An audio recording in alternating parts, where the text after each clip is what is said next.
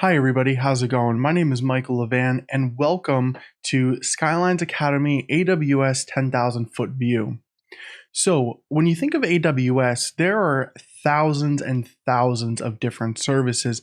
How do you kind of figure out where all of those services lie? What services you would actually need?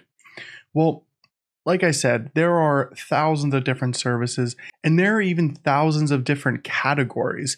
However, I have been able to define the 6 major categories, and they kind of look like this. You have compute and network, and those are going to be your instances, kind of like a virtual machine, except you're running it in the cloud. They're called EC2 instances.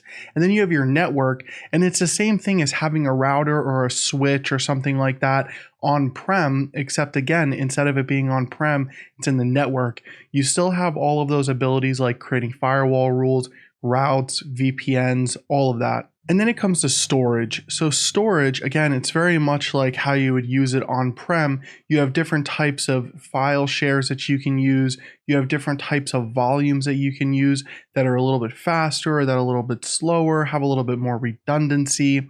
And then you go on to databases, and there's one database service that's going to be called RDS. And even though there's one database service, there are multiple databases that you can spin up. For example, Microsoft SQL Server, Postgres, MongoDB, MySQL, and a few others. Next, you have some management tools. Now, management tools kind of come in all shapes and sizes. You can use things like the AWS Systems Manager, or you can use things like the AWS CLI or plenty of other SDKs. So for example, let's say you want to manage your AWS services using Python or PowerShell, you can absolutely do that. And then next we have security. Now, when you come into the cloud, a lot of people often think that you don't really need to think about security all that much, but you actually do. In fact, you probably even have to think about it a little bit more. And the reason why is because it's very easy to create a service and accidentally make it public.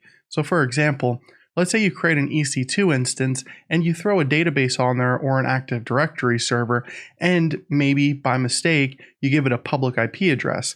Well, guess what? Now there are a ton of people around the world that can access your Active Directory server or your database if they have a username or password, or if they're malicious and they do some type of hacking. And then finally, you have app services. Now, when you think about app services, what you want to think about is we're constantly deploying maybe web apps or back-end applications on, say, servers. So maybe you're deploying them on EC2 instances or some virtual machines running in Hyper-V or ESXi. Instead of having to do that, you can use things like Lambda functions, which is a serverless feature, or you can deploy things into containers using AWS Fargate or Elastic Kubernetes services. So there's a big question here. Where do all these tools kind of fall into play? Is it for devs or is it for ops? It's actually for both.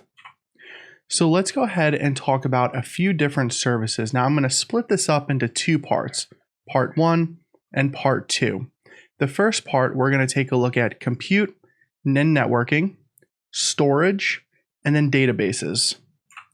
The second part, it's going to be all about management tools. And then we're going to talk about those management tools like AWS CLI and PowerShell and Python. And then you have your security, your network, your firewall rules, and your protection against the world. After that, we'll be talking about app services, Lambda functions, containers, Kubernetes, a plethora of different types of services you can use to manage and deploy applications.